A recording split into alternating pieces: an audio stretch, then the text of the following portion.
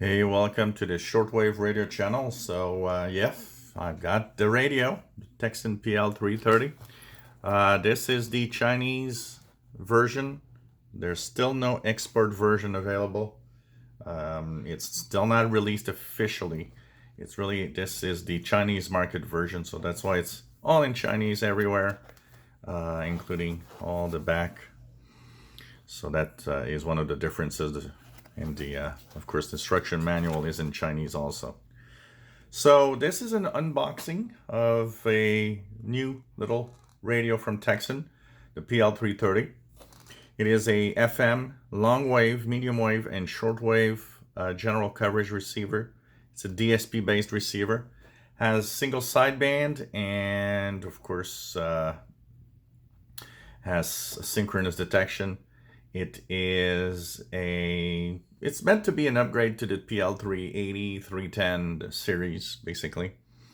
So what's in the box? Not a lot compared to the exciting Tecsun PL-990X. You've got, first of all, a pair of earbuds that look kind of cheap.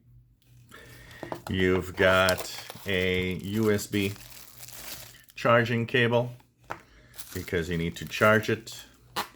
You have the radio and its manual, so the manual is here. This is a manual that is completely in Chinese, so you're not going to get any help from the Chinese version if you can't read Chinese. It comes in a kind of a little soft carrying pouch that you can put the radio in to protect it. So kind of nice little add-on. And of course, the radio itself is here. So this is the Tecsun PL-330. I'm going to have a few videos today as time permits, as I have a little bit of time off with all that's been happening here. And of course, we'll also have videos comparing. But if we look quickly, nice little layout. Antenna, external antenna, headphones.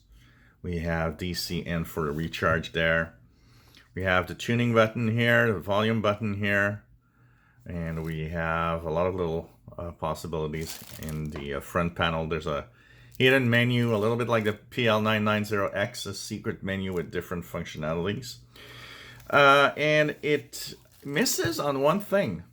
It does not have the little plastic stand that you could use to, have it at an angle.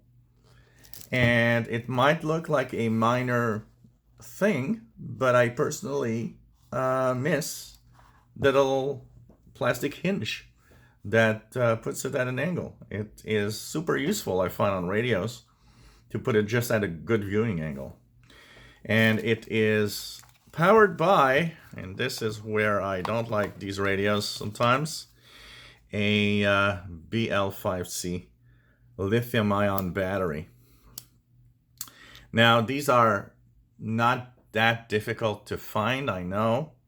They are kind of standard Nokia lithium-ion batteries. But, I'll always say it. I prefer having standard AAAs or AA. This is a thin radio, so I understand why they're using that battery instead. But, that's the thing. So, of course, I'm continuing my tests. And we're going to have more videos coming up today with some reception and tuning SSB and stuff. My review will be coming in the next 3 to 4 days probably, as I already have a lot of knowledge on it now, and including all the secret menus and stuff that I've been playing around with. So if you're interested in this, just continue watching our videos and you'll see what's coming up next. If you enjoy my videos, please subscribe, give us a thumbs up. Thank you for watching.